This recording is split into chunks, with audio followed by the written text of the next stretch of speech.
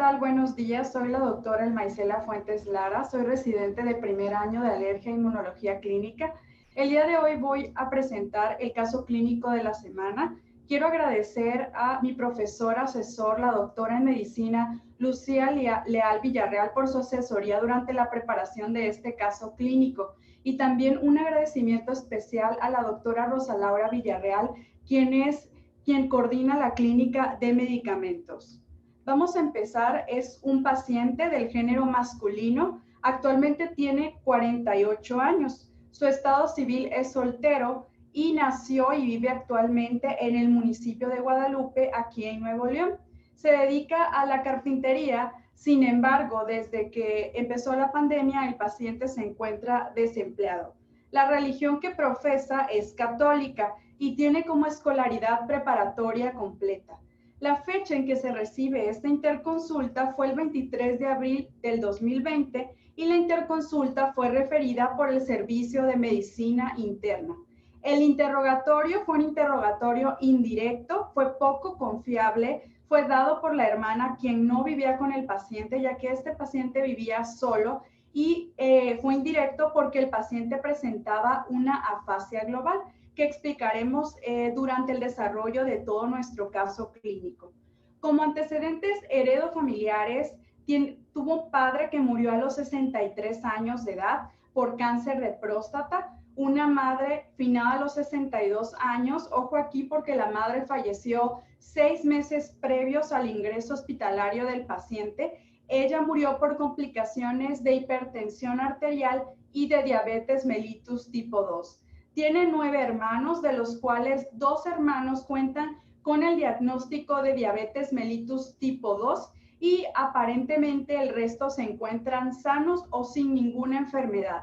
La misma hermana no niega otros antecedentes ni tampoco antecedentes alérgicos. Como antecedentes personales patológicos propios del paciente, él tiene un diagnóstico de VIH. En el 2007 fue diagnosticado y se encuentra en tratamiento desde el noviembre del 2019 con tenofovir, emtricitabina, darunavir y cobicistat.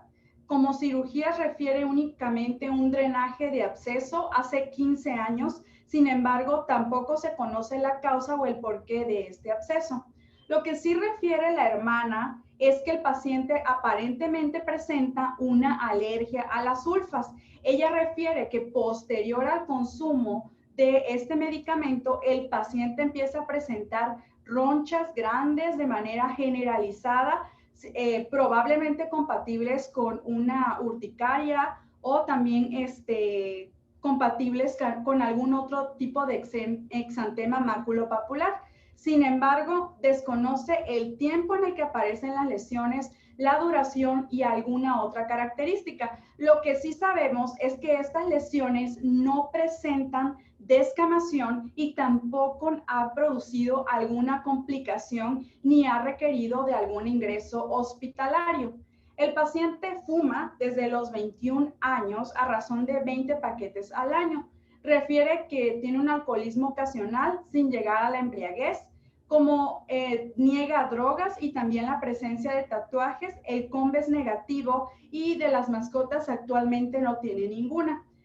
Se desconocen otros antecedentes de los pacientes, pero es por lo mismo, porque el interrogatorio fue poco confiable y recordemos que el paciente no podía comunicarse ni verbal ni físicamente por tener esta afasia global. Y llegamos al padecimiento actual. 6 meses previos al ingreso hospitalario fallece la madre. Y entonces es ahí donde el paciente interrumpe el tratamiento antirretroviral que tenía, el que ya mencionamos. Aparentemente el paciente cursó con un cuadro depresivo no diagnosticado, no tratado, y por eso se da toda esta serie de eventos. Un mes previo al ingreso, el paciente se presenta con una pérdida de peso de 4 kilos. 2 semanas previas presenta cambios en la personalidad, según lo que refiere un hermano que lo visitaba constantemente. Una semana previa empieza con asimetría facial y desviación de la comisura labial hacia el lado derecho. Y por último, 2 días previos, el paciente presenta una afasia global. acuden a este hospital y se decide el ingreso hospitalario el 23 de marzo de este año. Entonces es ahí donde se empieza a hacer este análisis de por qué el paciente presenta este deterioro neurológico y a buscar sus laboratorios. Se analizan los laboratorios que tenía previamente desde el 2017. Observamos que desde el 2017 a 2011 realmente la carga viral se mantiene por debajo de 1000 o en algunos casos la carga está muy baja, indetectable. Pero vemos que en el año 2014, aparentemente aquí también fue suspensión del tratamiento, observamos una carga viral incrementada sin afectación de los CD4. En noviembre del 2019, la carga viral se encontraba igual por debajo de 1000, pero los CD4 se encontraban debajo de 11. Es por eso que se ajusta el tratamiento a cómo estaba el paciente. Sin embargo, pues el paciente no siguió las indicaciones, no consumió el medicamento y pues se da todo lo que pasó. Entonces se deciden tomar nuevos controles de laboratorios y efectivamente comprobamos que el paciente no estaba siguiendo el tratamiento. Se observa una carga viral en 346,000 copias por mililitro y observamos las CD4 que se encontraban en ese momento muy bajas en 6 células por microlitros. ¿Qué pasa aquí? Que el paciente se hace más susceptible a infecciones oportunistas únicamente por el recuento de CD4 por debajo de 50. Se deciden tomar estudios de imagen. En primera instancia se toma una tomografía de cráneo. Ustedes están viendo aquí 3 imágenes. Todas son un corte axial, es una tomografía simple de cráneo. Aquí observamos en las 3 imágenes un edema vasogénico importante en la región frontal izquierda, que en esta imagen se va hacia esta región temporal izquierda. Y aquí se ven unas imágenes más heterogéneas, probablemente compatibles con un absceso. En ese momento no se sabía. Y vemos también cómo se colapsa el sistema ventricular del lado izquierdo y la línea media se desplaza hacia el lado contrario. Entonces, se empiezan a pensar otros diagnósticos y se decide tomar una resonancia magnética contrastada. En esta primera imagen tenemos una secuencia T1, una secuencia T2 y por último un FLAIR. En la secuencia T1 lo que vamos a observar es una lesión redondeada en región frontal del lado izquierda con un centro hipotenso y si ustedes ven, tiene un realce en doble anillo. Esto es compatible con un absceso. Vemos el importante edema vasogénico que presenta nuestro paciente que se extiende desde frontal hasta temporal y probablemente esto es compatible con toxoplasma. Recordemos que estas imágenes de doble anillo hay que hacer diagnóstico diferencial. En nuestro paciente con VIH, lo más característico para hacer un diagnóstico diferencial, pues es el toxoplasma cerebral, pero también podríamos hacer diagnóstico diferencial con la presencia de un tuberculoma o incluso de un linfoma. Y es ahí donde se empieza a pensar hacer la presencia de toxoplasmosis. Se toman anticuerpos y efectivamente salen positivos, por lo que se diagnostica una toxoplasmosis cerebral. Se comenta con el servicio de infectología y ellos deciden que el tratamiento más adecuado en este momento era trimethoprim con sulfamethoxazol. Pero recordemos que nuestro paciente tenía este antecedente de presentar una alergia que realmente no estaba comprobada ni él nos podía cerciorar de una probable alergia al trimethoprim con sulfamethoxazol. Y es por eso que se nos interconsulta el día 23 de marzo y por una probable alergia a trimetoprima con sulfamethoxazol. La clínica se llevó la interconsulta a la clínica de medicamentos, quien es coordinadora, la doctora Rosa Laura Villarreal. Acudimos a revisar a nuestro paciente. En ese momento el paciente tenía un peso de 68 kilogramos, una talla de 161 centímetros y los signos vitales se encontraban dentro de rangos normales. Era un masculino de edad aparente a la cronológica, se encontraba con vestimenta hospitalaria y aquí sí observamos pues que el paciente estaba poco cooperador, no hablaba y no seguía tampoco órdenes de manera adecuada.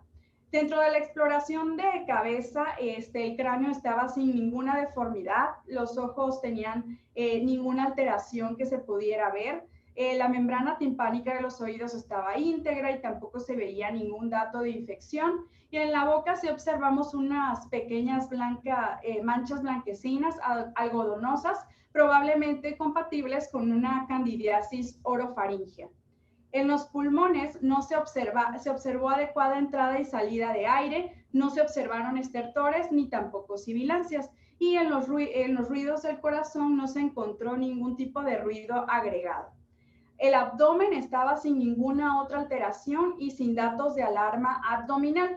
Lo que sí observamos es que en las extremidades el paciente presentaba paresia y también tenía una leve disminución de la fuerza 4 de 5, pero no había cambios de coloración, no había cambios de temperatura ni tampoco incremento del volumen.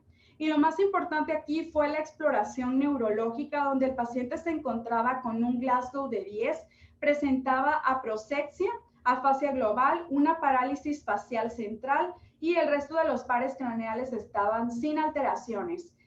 Tenía una ligera rigidez en las extremidades y tenía dificultad para realizar movimientos finos y tampoco no podía mantenerse en bipedestación ni mantener, por lo tanto, una marcha coordinada.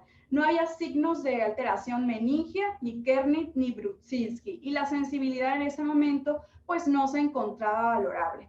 En este momento, por la historia clínica poco confiable de nuestro paciente, realmente no teníamos antecedentes, el paciente tenía un deterioro neurológico, se decidió que ante esto se decidió realizar una desensibilización, valorando sobre todo disminuir los riesgos a los que podría enfrentarse nuestro paciente. Y la desensibilización se realizó el día siguiente, el 24 de marzo. Se realizó la desensibilización con trimetoprima sulfametoxazol. Posteriormente vamos a hablar de este esquema. Es un esquema que consiste en 13 pasos y la desensibilización se logró en un tiempo de 3.25 horas. Se utilizó un jarabe que fue nuestra solución original de 40 en 200 sobre 5 mililitros y la dosis total a la que se quiso llevar el paciente fue de 320 1.600 miligramos cada 12 horas. Posteriormente vamos a hablar de este esquema. Durante toda la fase de desensibilización, el paciente, sus signos vitales se mantuvieron estables, la presión arterial, la frecuencia cardíaca, la frecuencia respiratoria, la temperatura y la saturación. Y nunca el paciente presentó ningún tipo de lesiones en la piel o alguna otra alteración. Y bueno, el diagnóstico final por el servicio de alergia fue la hipersensibilidad a trimesulfa y al final nuestro paciente se logró una desensibilización exitosa y se pudo ir de alta con trimetoprima sulfametoxazol a razón de 160-800 miligramos, 2 tabletas cada 12 horas, por 6 semanas que fue el tratamiento. Ahora, el diagnóstico final, tanto por los servicios de medicina interna y también por el servicio de alergias, fue una enfermedad por virus de inmunodeficiencia humana, una toxoplasmosis cerebral y una hipersensibilidad a trimetoprim con sulfametoxazol. Las indicaciones fueron las que ya les comenté y aparte se reinició el tratamiento antirretroviral. Y pues, aunado a todo esto, vamos a iniciar con la revisión del tema, que es hablar acerca de la hipersensibilidad que presentan estos pacientes con VIH, sobre todo a este antibiótico que es el trimetoprim con sulfametoxazol. Recordemos que el VIH es una pandemia y que ha cobrado la vida de muchísimas personas desde que se detectó a finales de los años 80. Alrededor de 35 millones de personas han fallecido por esta enfermedad y actualmente existen 36.7 millones de personas que viven con el VIH en todo el mundo. De este porcentaje, el 45.8 son hombres y el 48.5 son mujeres. y un porcentaje muy pequeño es del 5.7% que corresponde a los niños. Hay que recordar que ha habido muchísimas mejoras para el tratamiento y también para la detección y la prevención de esta enfermedad. Sin embargo, aún así hay una brecha importante, como podemos ver en este mapa, en donde la población de África se encuentra en 25.7 millones de personas con VIH, comparándolas con aquellas de Europa Occidental y América del Norte, en donde la población es menos del 10% comparado con esta. La importancia de esta enfermedad es que el virus de la inmunodeficiencia humana es una patología que puede tener múltiples manifestaciones clínicas, pero también, como es una enfermedad de característica crónica por todos los nuevos tratamientos que han surgido, puede tener complicaciones y por lo tanto va a requerir un tratamiento multidisciplinario que al fin va a mejorar la calidad de vida de estos pacientes. Si bien no es tema central de esta plática, hay que recordar que existen 4 formas de transmisión que son el contacto sexual, las transfusiones sanguíneas, compartiendo agujas intravenosas o de la madre a un niño en el canal de parto. Ahora, en nuestro país, la prevalencia por edad es del en la edad de 15 a 49 años es del 0.28%. En niños se considera que esta prevalencia, según datos de la UNICEF, puede ir hasta el 3%. Ahora, la prevalencia según la vía de transmisión, el 93.8% corresponden a aquellos que se transmiten por vía sexual, el 4% corresponde a aquellos usuarios de drogas parentales y el 0.09% corresponde a aquellas mujeres que se encuentran embarazadas. Los pacientes que desarrollan SIDA, la verdad es que no solo van a cursar con este estado de inmunosupresión, sino que también, como ya vimos en nuestro paciente, van a cursar con alteraciones alérgicas, autoinmunes y oncológicas. ¿Y qué van a causar? Los principales gérmenes por los que ellos fallecen son las infecciones oportunistas y estas han sido la principal causa de morbilidad y también de mortalidad en estos tipos de pacientes. Ahora, los medicamentos más usados ya sabemos que son los antirretrovirales, pero los antibióticos, que son los que van a ayudar a combatir estas infecciones, también permiten el control de procesos infecciosos y la profilaxis contra gérmenes oportunistas. ¿Qué pasa cuando estos medicamentos o los pacientes son más vulnerables o crean una reacción? Pues es donde se complica la morbilidad y la mortalidad de estos pacientes. Las reacciones adversas a los medicamentos complican el manejo ante cualquier infección, pero en particular infecciones oportunistas en el VIH avanzado. Aquí, para que ustedes se den cuenta de la magnitud de este problema, en personas que no están infectadas por este virus, se producen reacciones adversas en el 3 al 5% de los casos. Sin embargo, en pacientes que tienen la infección por VIH, esto se incrementa hasta el 40 y el 80% de los casos. De ahí es que es muchísimo más frecuente en este tipo de pacientes. Recordemos que dentro de las reacciones adversas a medicamentos se encuentran las tipo A y las tipo B. Y son las tipo B las que son las reacciones de hipersensibilidad a medicamentos. Y este término se va a utilizar sobre todo cuando existe una respuesta inmunológica que ya está demostrada. Los antibióticos que contienen sulfonamidas o sulfas son la segunda causa más frecuente de reacciones adversas a los medicamentos. Y las reacciones adversas a trimetoprim sulfametoxazol van a ser más frecuentes en el SIDA versus otros estados de inmunosupresión. Un 65% SIDA versus cualquier otro estado de inmunodeficiencia, que es del 12%.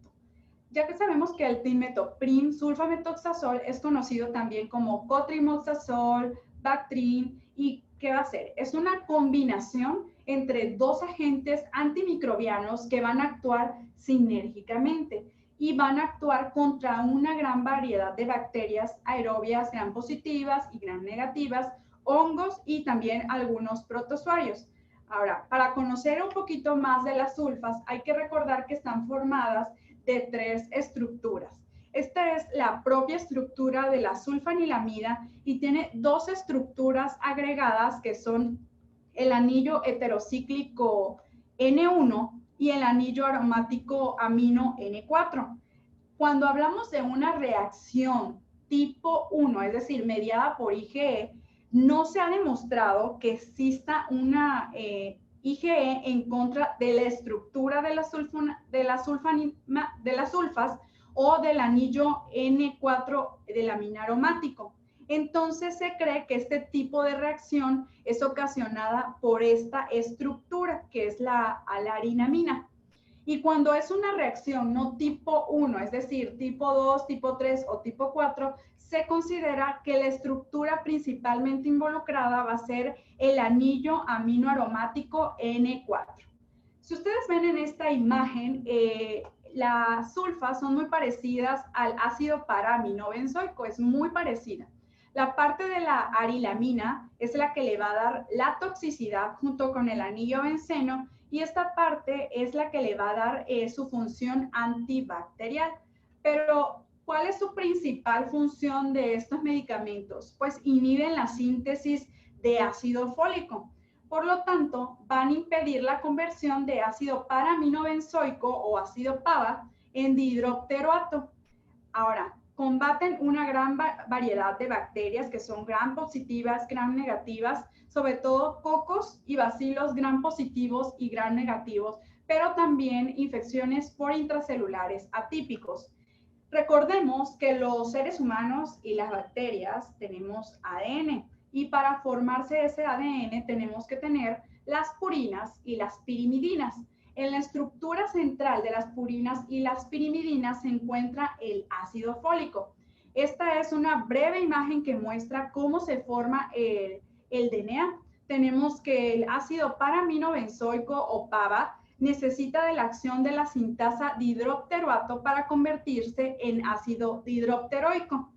Y esta a la vez necesita de una sintetasa que es la sintetasa dihidrofolato para convertirse en ácido dihidrofólico. Y a la vez, este ya es como el ácido fólico que está en nuestro organismo y en las bacterias, necesita de una reductasa para convertirse en un ácido tetrahidrofólico. ¿Cuál es la finalidad? Crear el DNA. Pues aquí tenemos nuestra molécula de sulfa y de trimetoprim.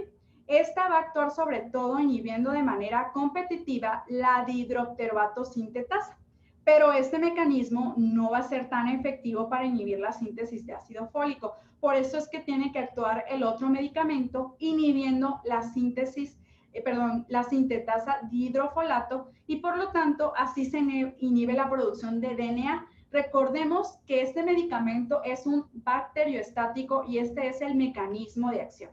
Y ya que hablamos un poco de conocer acerca del trimetoprim y cuáles las estructuras que están involucradas en los tipos de reacciones, ahora vamos a hablar de por qué este tipo de medicamentos es más frecuente que se den estas reacciones en los pacientes con VIH.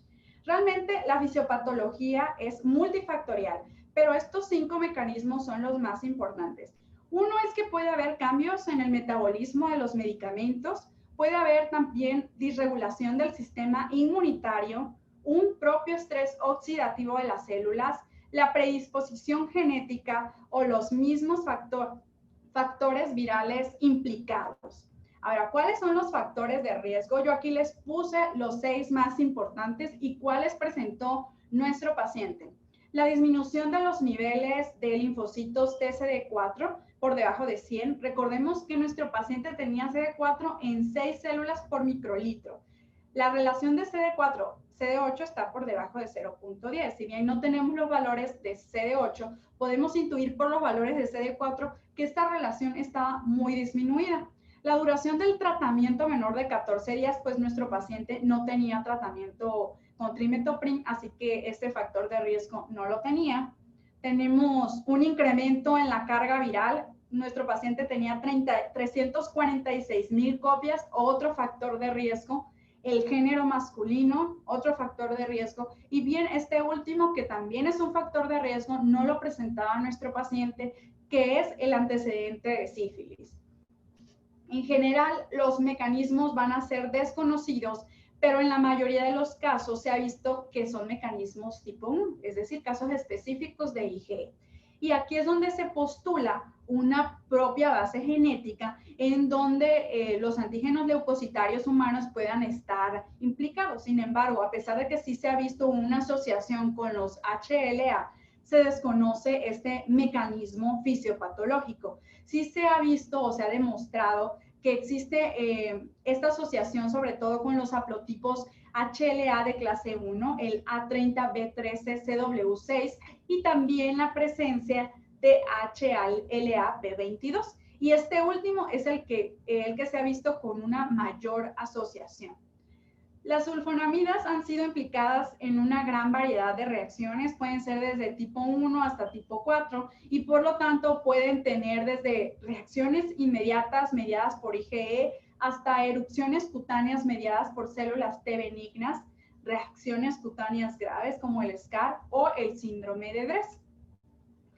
Nosotros, por lo que nos comentó la familiar, creemos que el paciente presentaba su mecanismo era más de tipo 1. Esto porque no presentaba pues realmente descamación, no presentó ninguna complicación, aparentemente las lesiones fueron inmediatas y creemos que es un tipo 1. Pero recordemos que la hipersensibilidad a medicamentos en pacientes infectados con VIH puede ocurrir en cualquier tipo de clasificación definida por lo que ya vimos en clases anteriores por Hale y Coombs.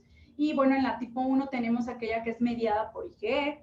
En la tipo 2 tenemos la citotoxicidad dependiente de anticuerpos. En la tipo 3, la enfermedad por complejos inmunes. Y en la tipo 4, aquella que es mediada por células o la de hipersensibilidad retardada. Y en esta imagen es lo mismo que la anterior, solo que nos enfoquemos en la parte del tiempo de la reacción. Las reacciones que son de tipo 1 generalmente van a aparecer inmediatamente en unas 6 horas.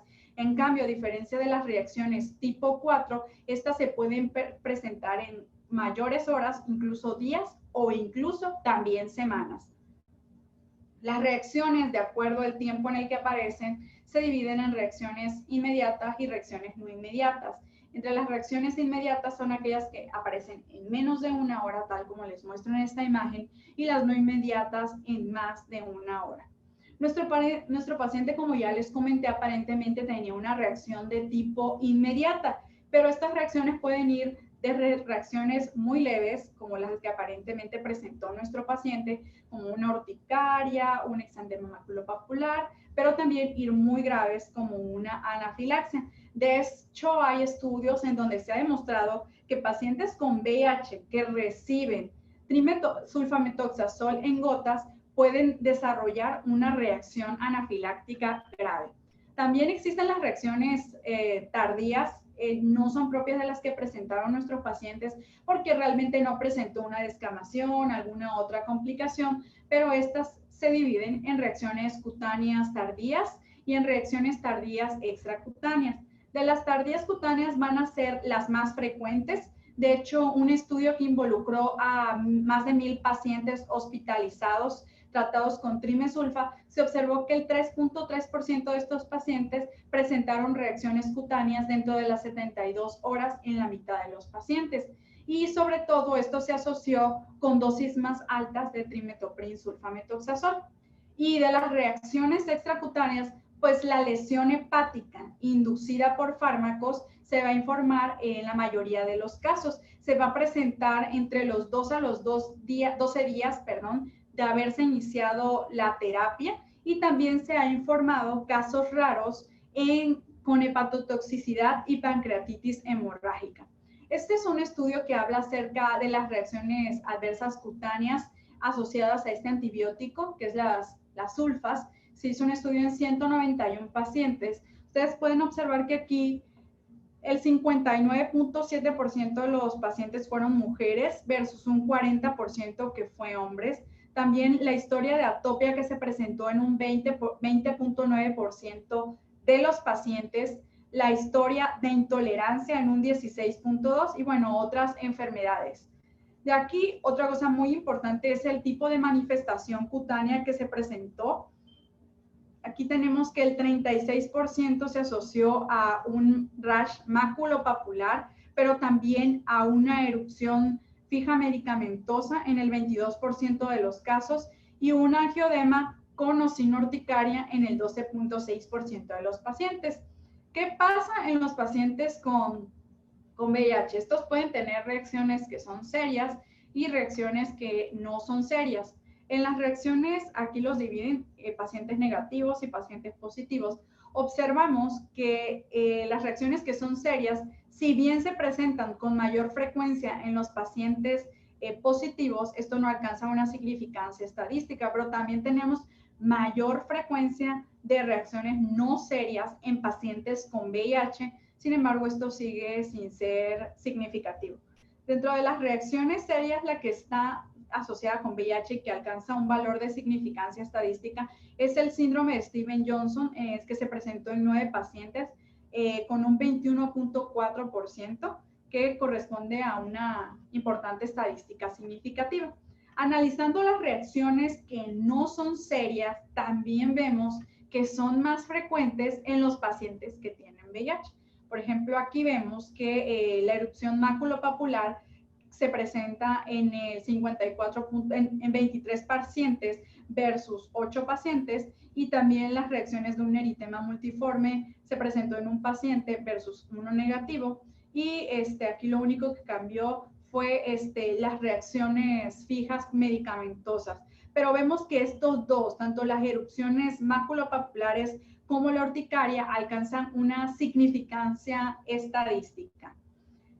En nuestro paciente, recordemos que tiene el diagnóstico de una toxoplasmosis cerebral. Entonces, hubo un estudio prospectivo que siguió más o menos a 136 pacientes que fueron VIH positivos y que fueron tratados con sulfas para el tratamiento de una toxoplasmosis cerebral. Se observó que el 35% de estos pacientes presentaban una erupción farmacológica posterior a una mediana de 9 días.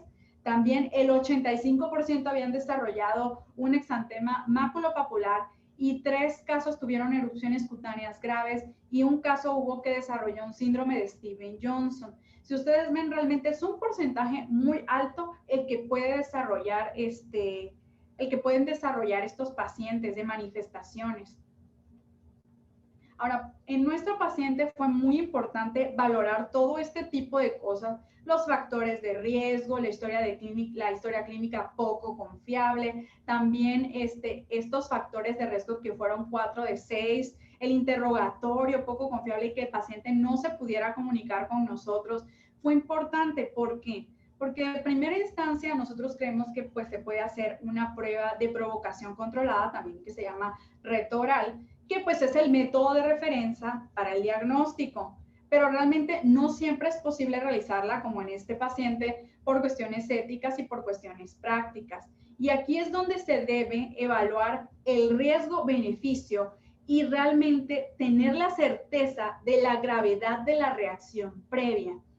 El método de reto oral va a incluir la prueba de una dosificación, que es un reto gradual de un medicamento. No va a alterar la respuesta inmune de un fármaco, por lo que realmente los pacientes que toleran un reto graduado, pues realmente pueden probar que son alérgicos o no al fármaco. Ahora, en un estudio que involucró pacientes positivos con VIH, reveló que el 57% de los pacientes fueron capaces de tolerar un nuevo reto directo por trimetopril-sulfamethoxazol y tolerar una terapia diaria por al menos 6 meses. Hay otras pruebas como las pruebas in vivo o las pruebas de parche a cotrimoxazol, que de hecho esta última realmente en pacientes con VIH no predijo quién reaccionaría ante administraciones orales graduadas de cotrimoxazol. Y es aquí por eso que decidimos, ante todo esto que yo ya les he estado comentando, que el método más seguro para nuestro paciente ante las condiciones que presentaba era la desensibilización a los medicamentos. La desensibilización es un procedimiento y a diferencia del reto oral, sí va a alterar la respuesta inmune al medicamento y por lo tanto va a dar como resultado esta tolerancia temporal. ¿Por qué? Porque una vez que el tratamiento se deja de administrar, el paciente va a regresar a su estado de hipersensibilidad, pero en el tiempo que se logra esta desensibilización, permite que el paciente con una reacción de hipersensibilidad al medicamento pueda recibir un tratamiento ininterrumpido de manera segura. ¿Esto qué va a hacer en estos tipos en nuestros pacientes, sobre todo en estos pacientes que hemos estado comentando? Mejora el pronóstico de vida, les da otra oportunidad. ¿En qué consiste? En administrar el fármaco en cantidades muy bajas que van incrementándose y alcanzan una dosis terapéutica en un periodo de tiempo, pues va a variar, porque puede ser desde unas horas hasta varios días. Y básicamente se va a lograr la desensibilización cuando el paciente haya tolerado la administración repetida de estas dosis hasta completar el ciclo de tratamiento requerido en cada caso.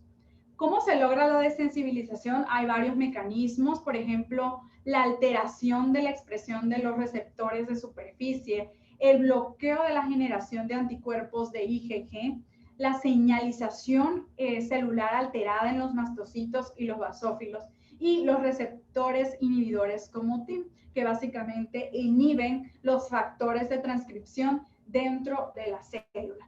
Y estas son las indicaciones que se lanzaron en el 2006, se las voy a dejar aquí. Son las indicaciones dadas por la doctora Mariana Castell, quien es una pionera en esto que es la desensibilización de los medicamentos. Ahora, ¿cuándo está contraindicado la desensibilización?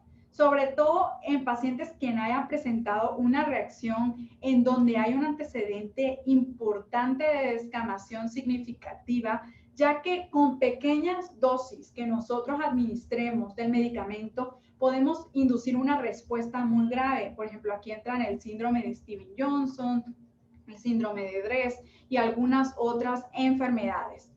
Ahora, la desensibilización, ¿cómo se va a realizar? Consiste en diluir de 1 en 1000 o de 1 a 100 el total de la dosis y se van a administrar dosis secuenciales. Esto puede ser mínimo en un tiempo de 10 a 15 minutos hasta completar la dosis total del fármaco. Existen varias formas de administración que son la vía oral, la vía intravenosa, la vía intraperitoneal, pero las más utilizadas son las dos primeras, que son la vía oral y la vía intravenosa. Y la vía IV es la más utilizada, sí es cierto. ¿Por qué? Porque nos proporciona un control de la velocidad y la cantidad de la infusión del fármaco. La vía intravenosa se puede administrar cada 10 a 15 minutos. La dosis es determinada por la concentración y la velocidad a la que yo administre el fármaco y siempre es mejor monitorizada. Ahora, la administración vía oral, que fue la que se decidió en nuestro paciente, se administra cada 15 minutos. Bueno, se decidió la vía oral porque el trimetopril sulfamethoxazol en vía IV está en desabasto en nuestro país. Y los intervalos pueden ser tan largos que pueden durar hasta 90 minutos o incluso días. ¿Es mejor monitorizada? Sí, pero no tanto como la vía intravenosa. La premedicación. Cuando hay un mecanismo comprobado de tipo 1 o no tipo 1, es decir, mediados por IgE o no mediados por IgE, generalmente en los mediados por IgE no se va a tratar con glucocorticoides o antihistamínicos, al menos que sí se ha visto un beneficio en las reacciones anafilácticas graves, pero ni los antihistamínicos ni los glucocorticoides realmente van a predecir o previenen la anafilaxia. En las mediadas por IgE sí hay contrario a lo que son las mediadas por IgE, se cree que son el resultado pues de una gran variedad de medicamentos, como vimos de mecanismos, como vimos en la clasificación de Hess y Coombs, de los cuales se pueden prevenir o reducirse mediante la medicación. Aquí sí, y se pueden utilizar antihistamínicos, a veces montelukast, aspirina o glucocorticosteroides. Ahora, las complicaciones más bien se pueden producir hasta en el 20% de las veces que se administra un medicamento. Aunque la mayoría de las reacciones son leves, los pacientes con reacciones anafilácticas de grado 3 tienen un riesgo más alto de presentar una reacción durante la desensibilización. Aún así, recordemos que es un procedimiento que se encuentra monitorizado en todas sus etapas. Les voy a hablar acerca de los tipos de protocolos que existen, que hay protocolos orales e intravenosos. Los protocolos orales sobre todo se han utilizado con antibióticos como la penicilina y también con otros antibióticos como el trimetoprim sulfamethoxazol, y pueden realizarse de forma ambulatoria con un acceso intravenoso por cualquier cuestión. Y los intravenosos pues sí son los más utilizados y son los que más se han desarrollado. Los esquemas bases son a partir de 12 pasos, sobre todo en reacciones de tipo inmediato. Y les voy a comentar los 3 protocolos que se utilizan sobre todo en desensibilización a trimetoprima sulfamethoxazol en la práctica.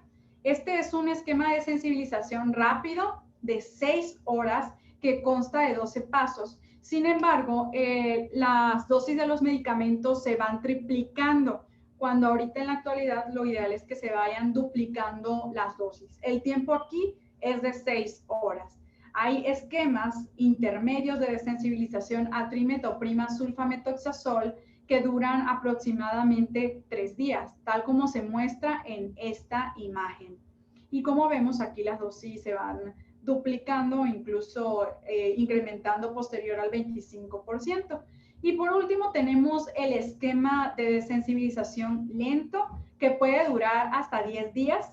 Cada paso es un día y también observamos que las dosis se van incrementando.